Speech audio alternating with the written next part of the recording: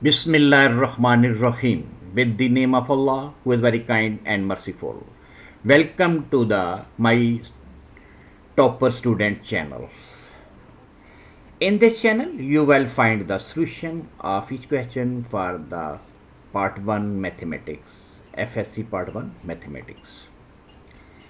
In order to search this channel on the YouTube, please use this word, My Topper Student. You will find the channel, My Topper Student.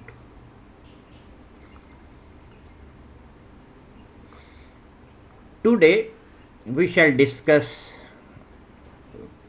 first question of exercise 1.1 subject FSC mathematics chapter number 1 number system. Question number 1 में statement है which of the following sets have closure property with respect to addition and multiplication. Part 1, part 2, part 3, part 4. सबसे पहले हमें जो इसका pre requisite है उसका पता होना चाहिए कि क्लोजर प्रॉपर्टी का मतलब क्या है. क्लोजर प्रॉपर्टी का मतलब ये है कि अगर दो एलिमेंट रियल सेट में हों, उन पे अगर कोई ऑपरेशन अप्लाई करें, उनको ऐड करें, तो वो दोबारा जो नंबर रिजल्ट आएगा वो रियल नंबर ही होगा. इसका मतलब है closure property with respect to addition. जिस तरह अगर 2 और 4 को हम रियल नंबर में लेते हैं, जब उनको ऐड करेंगे तो वो 6 आएगा. 6 दोबारा रियल नंबर में से बिलोंग कर रहा है. तो इसका मतलब क्या हुआ कि हमारे पास जो क्लियर प्रॉपर्टी ऑफ एडिशन है वो ट्रू है in case of real set. दूसरा इंपॉर्टेंट पॉइंट ये है कि clear property with respect to multiplication भी होनी चाहिए. इसका क्या मतलब है? इसका मतलब ये है कि जब हम दो रियल नंबर को आपस में मल्टीप्लाई करें तो जो रिजल्ट आएगा वो भी रियल नंबर के साथ बिलोंग करना चाहिए. तो हम कहेंगे कि clear property for multiplication is true. इसलिए अगर हम एग्जाम्पल के तौर पे 2 और 4 को लेते हैं, जब हम इनको मल्टीप्लाई करेंगे तो इनका जो रिजल्ट है वो 8 है. तो इसका मतलब ये हुआ कि हमारे पास जो रियल सेट है वो मल्टीप्लिकेशन के हिसाब से भी क्लोजर प्रॉपर्टी रखता है कि again the result of 2 multiplication number of real number is again belong to R. इसका पार्ट 1 है सेट जो दिया गया है वो उसका एक एलिमेंट है 0. हमने ये शो करना है कि इसमें addition with respect to addition ये क्लियर प्रॉपर्टी एग्जिस्ट करती है और विद रिस्पेक्ट टू मल्टीप्लिकेशन. क्योंकि इसमें एक एलिमेंट है, इस वजह से हमने ये चेक करना होता है कि एक एलिमेंट को उसी में ऐड करते हैं, चेक करते हैं कि वो वाला एलिमेंट अगेन उस सेट में एग्जिस्ट करता है या नहीं. क्योंकि इसमें एक एलिमेंट है 0, जब हम 0 को 0 में ऐड करें तो 0 आता है. इसका मतलब ये हुआ आफ्टर एडिशन दोबारा ये वाला एलिमेंट उस सेट के साथ बिलोंग करता है जो 0 है. Therefore, 0 has a clear property with respect to addition. जब हम इनको मल्टीप्लाई करेंगे, 0 को 0 के साथ मल्टीप्लाई करेंगे तो वो दोबारा 0 आता है. तो ये आफ्टर मल्टीप्लिकेशन ये दोबारा उस सेट के साथ बिलोंग कर रहा है. इसका मतलब ये हुआ कि after multiplication resulted number again belong to that set. तो इसका मतलब ये हुआ कि clear property with respect to multiplication. Part 2 में जो हमें सेट दिया गया है वो 1 है. अब हमने इसकी भी एडिशन क्लियर प्रॉपर्टी और मल्टीप्लिकेशन प्रॉपर्टी को चेक करना है. क्योंकि इसमें एक ही एलिमेंट है 1, जब हम 1 को 1 के साथ मल्टीप्लाई करेंगे, ऐड करेंगे तो हमारे पास आ रहा है 2. ये जो 2 है इस वाले सेट में एग्जिस्ट नहीं करता जो गिवन सेट है. इसका मतलब ये हुआ कि एडिशन प्रॉपर्टी इसमें एग्जिस्ट नहीं करती. क्लियर प्रॉपर्टी फॉर एडिशन इस सेट में एग्जिस्ट नहीं करती क्योंकि 1 + 1 = 2 और 2 जो है वो इस सेट में मौजूद नहीं है. Therefore, 1 does not have a clear property with respect to addition. जब हम इसी सेट के एलिमेंट जो 1 है उसको उसके साथ मल्टीप्लाई करेंगे तो हमारे पास जो रिजल्ट आता है वो 1 है. वो दोबारा इसी सेट के साथ बिलोंग कर रहा है.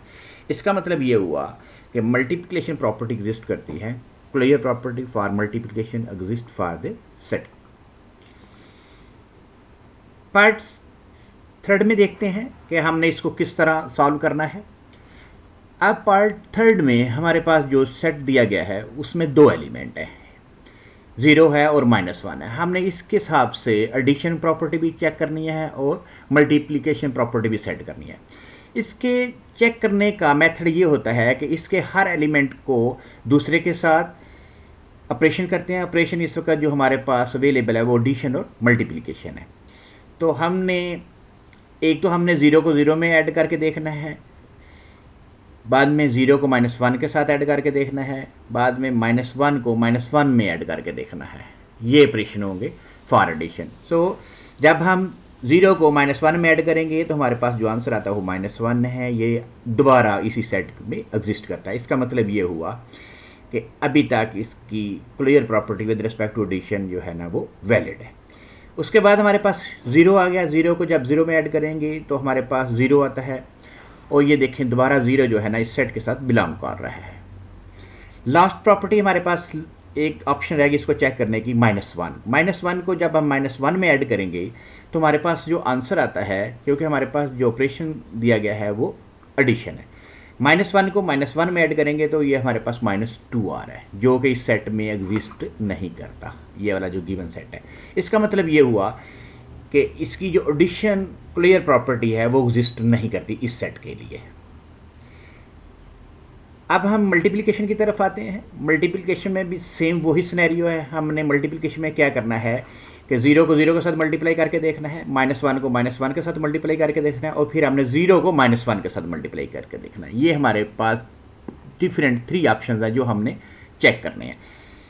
तो मल्टीप्लिकेशन में हमने -1 को -1 के साथ मल्टीप्लाई किया तो ये हमारे पास आ गया 1, और जो 1 जो है ना इस सेट में एग्जिस्ट नहीं करता गिवन सेट में। इसका मतलब ये हुआ कि जो मल्टीप्लिकेशन प्रॉपर्टी है वो भी एग्जिस्ट नहीं करती। Clear property with respect to multiplication does not exist, therefore 0 -1 is not a close with respect to multiplication, क्योंकि मल्टीप्लिकेशन के बाद जो हमारे पास रिजल्ट आता है वो इस सेट में एग्जिस्ट नहीं करता। जो चौथा पार्ट है उसमें हमारे पास जो सेट दिया गया है वो 1 और -1 है। अगेन हम वही जो स्टेप्स जो है ना वो रिपीट करेंगे। रिपीट क्या करेंगे, इन केस ऑफ एडिशन हमने 1 को 1 में ऐड करके देखना है, 1 को -1 में ऐड करके देखना है, -1 को -1 में ऐड करके देखना है। ये इसके पॉसिबल ऑपरेशन बन रहे हैं। फिर हमने चेक करना है कि जो रिजल्टेड वैल्यू है जिस आफ्टर एडिशन वो इस सेट में एग्जिस्ट करती है या नहीं करती, उसकी बेस पे हमने उसको डिक्लेयर कर देना। आगे दोबारा बता रहा हूँ कि हमारे पास जो सेट दिया गया है वो 1 और -1 है। इसकी clear property with respect to addition check करने के लिए हमने 1 को 1 में ऐड करना है, सेल्फ एडिशन करनी है, चेक करना है कि ये दोबारा इसमें एग्जिस्ट कर रहा है या नहीं कर रहा है। फिर हमने दोबारा ने क्या करना है, -1 को -1 में ऐड करना है, और लास्ट ऑपरेशन जो है वो 1 को -1 में ऐड करना है। तो हमारी सारे जो विद रिस्पेक्ट टू एडिशन जो सारी ऑप्शन है वो पूरी हो जाएंगी। सबसे पहले हम देखें 1 को 1 में ऐड कर रहे हैं तो ये हमारे पास 2 आ रहा है, लेकिन 2 तो इस सेट में एग्जिस्ट ही नहीं करता। इसका मतलब ये हुआ कि with respect to addition clear property exist नहीं करती, the set not close with respect to addition. For multiplication again देखें, मल्टीप्लिकेशन में हमने क्या करना है कि ये जो गिवन सेट है इस पहले वाले एलिमेंट को पहले वाले एलिमेंट के साथ मल्टीप्लाई करना है, दूसरे वाले एलिमेंट को दूसरे वाले एलिमेंट के साथ मल्टीप्लाई करना है, और तीसरी जो ऑप्शन है हमने 1 को -1 के साथ मल्टीप्लाई करना है। अगर तीनों का रिजल्ट जो है ना इस सेट में एग्जिस्ट करेगा तो फिर ये clear property with respect to multiplication valid होगी। तो 1 को 1 से मल्टीप्लाई करें, 1 आता है, 1 इसमें एग्जिस्ट करता है, अभी तक तो हमारा ये वैलिड है विद रिस्पेक्ट टू मल्टीप्लिकेशन। दूसरी तरफ आ जाए, सेकंड एलिमेंट हमारे पास -1 है, जब -1 को -1 के साथ मल्टीप्लाई करेंगे तो ये 1 आता है, 1 दोबारा इस सेट में एग्जिस्ट करता है। तो इसका मतलब ये हुआ कि हमारे पास अभी तक मल्टीप्लिकेशन प्रॉपर्टी ट्रू है। लास्ट वन क्या है कि हमने इस एलिमेंट को दूसरे एलिमेंट के साथ मल्टीप्लाई करना है। 1 को -1 के साथ करेंगे तो हमारे पास जो आंसर आता है वो -1 है, -1 दोबारा उस सेट में एग्जिस्ट करता है। इसका मतलब ये हुआ कि जो हमारे पास closure property with respect to multiplication इस सेट में एग्जिस्ट करती है। Thank you for watching the solution prepared by senior professor of FSC mathematics. Thank you.